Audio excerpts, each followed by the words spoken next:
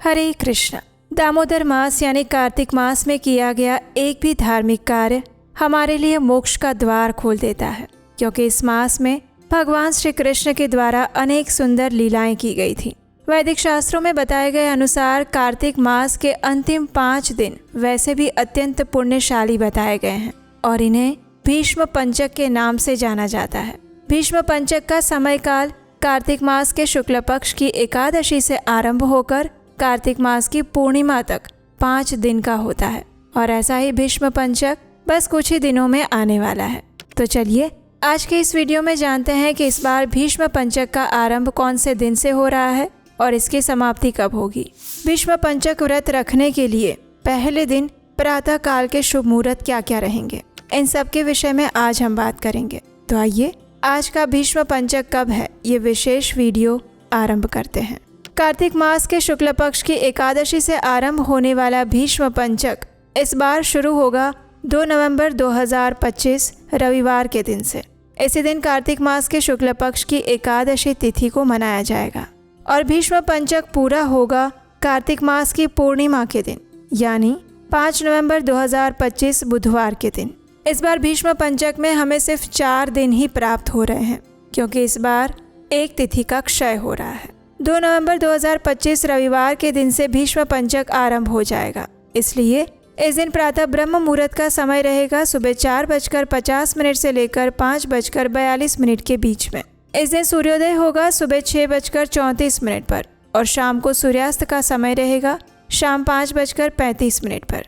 इस दिन प्रातः काल में भीष्म पंचक व्रत का संकल्प लेने का और भगवान श्री कृष्ण की पूजा अर्चना करने का प्रातः कालीन समय रहेगा सुबह 5:16 से लेकर 6:34 के बीच में और संध्या कालीन पूजा का समय रहेगा शाम 5:35 से लेकर 6:53 के बीच में। इस दिन अभिजीत मुहूर्त का समय है सुबह 11:42 से लेकर 12:26 के बीच में। इस दिन विशेष त्रिपुष्कर योग भी बन रहा है, जो कि सुबह 7:31 से आरंभ होकर शाम को 5:03 तक रहेगा। इसके बाद सर्वार्थ सिद्धि योग आरंभ हो जाएगा, जो कि शाम को 5:15 से शुरू होगा और अगले दिन सुबह 6:34 तक रहेगा। तो जो भी भक्त इस भीष्म पंचक व्रत का पालन करना चाहते हैं, उन्हें भीष्म पंचक शुरू होने के पहले दिन यानी कि कार्तिक मास के शुक्ल पक्ष की एकादशी के दिन प्रातः ब्रह्म मुहूर्त में उठकर स्नान इत्यादि से स्वच्छ होकर प्रातःकालीन पूजा के समय के दौरान भीष्म पंचक व्रत का आरंभ करना चाहिए और उससे पहले हाथ में गंगाजल लेकर इस व्रत का संकल्प लेना चाहिए और फिर अपनी क्षमता के अनुसार वे इस भीष्म पंचक व्रत का पालन कर सकते हैं। अगर आप ये जानना चाहते हैं कि भीष्म पंचक व्रत का पालन कैसे करना चाहिए, उसकी संपूर्ण विधि और मंत्र के विषय में जानना चाहते हैं, तो हमें नीचे कमेंट बॉक्स में लिख कर बताइए। उसके ऊपर भी हम विस्तार से वीडियो आपके लिए लेकर आएंगे। लेकिन जैसा कि आप जानते हैं, इसी भीष्म पंचक और कार्तिक मास की पूर्णिमा के साथ चातुर्मास समाप्त हो जाता है।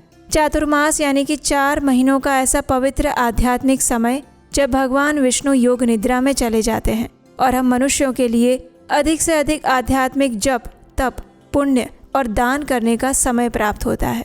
जो मनुष्य संपूर्ण चातुर्मास में किसी न किसी कारणवश कुछ नियमों का पालन नहीं कर पाए हैं, उन्हें इस चातुर्मास के अंतिम समय में भीष्म पंचक व्रत का पालन अवश्य करना चाहिए। इन 5 दिनों के दौरान किया गया आध्यात्मिक कार्य, जप, तपस्या और दान मनुष्य को संपूर्ण चातुर्मास का फल प्रदान करता है और ये व्रत स्वयं भीष्म देव ने भी किया था और इसीलिए इसे भीष्म पंचक व्रत के नाम से जाना जाता है। तो ये थी आने वाले भीष्म पंचक व्रत के विषय में संपूर्ण जानकारी। आशा है ये जानकारी आपके लिए उपयोगी सिद्ध होगी और अगर आप इस भीष्म पंचक की विधि जानना चाहते हैं तो नीचे कमेंट बॉक्स में हमें बताइए और इसकी कथा सुनने के लिए आपके अपने चैनल उपदेशाष्टकम को सब्सक्राइब करके रख लीजिए, क्योंकि यहाँ पर हम सिर्फ और सिर्फ वेद, शास्त्र और पुराणों से प्रमाणभूत कथाएं और व्रतों की जानकारी लेकर आते हैं। मिलते हैं एक ऐसे ही महत्वपूर्ण प्रमाणभूत जानकारी के साथ आपके अपने चैनल उपदेशाष्टकम पर। हरे कृष्ण।